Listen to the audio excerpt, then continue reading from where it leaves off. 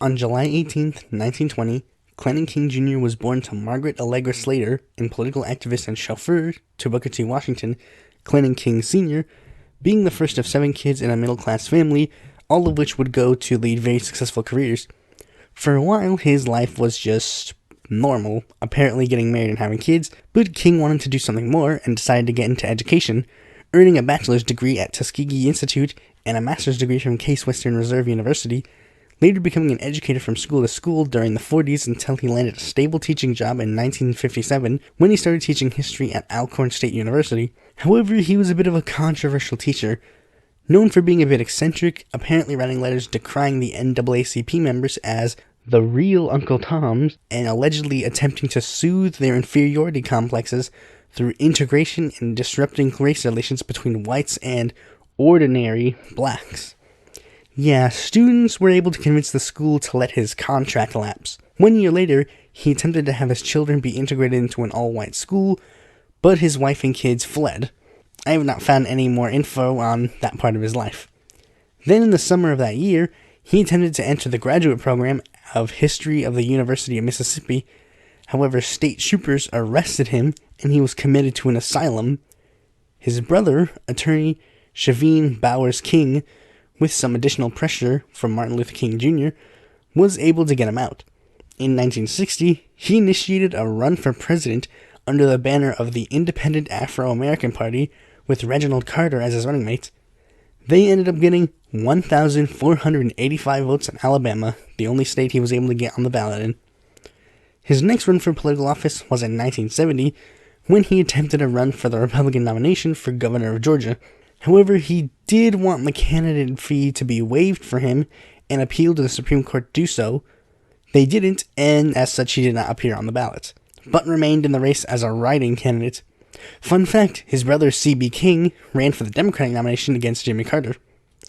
After that, he attempted another presidential run under the ballot line for the Vote for Jesus Party, but similarly, he wanted the ballot access fee waived, and when he tried to get on the ballot in Delaware, he was again denied, so that campaign went nowhere.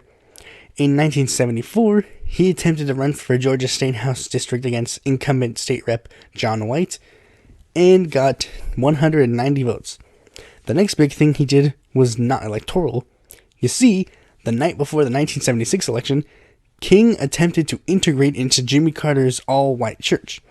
The Reverend was cool with it, but the deacons cited the 1965 rule that banned, quote, all Negroes and civil agitators.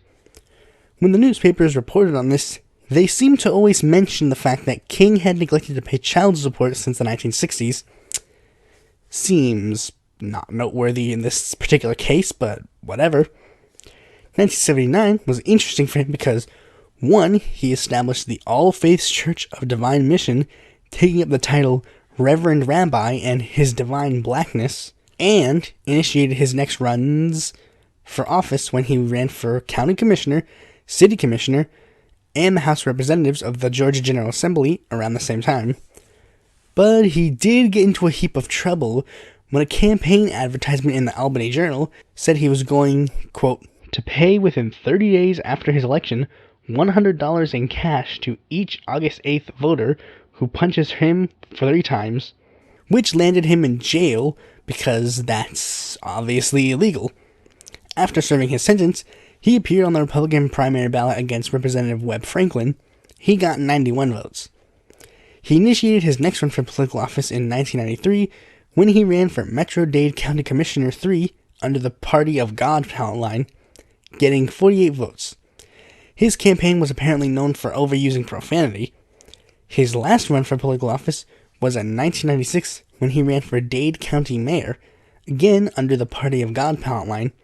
Supposedly during this campaign, he would appear at events wearing red lipstick and sweatpants. He ended up getting 913 votes. Clennon King ended up dying in 2000 after a bout with prostate cancer. So yeah, of course, he's no Obama or Shirley Chisholm or Cynthia McKinney, but he was the first official African American to legitimately get on the ballot. So yeah, this is a huge bout for African American history.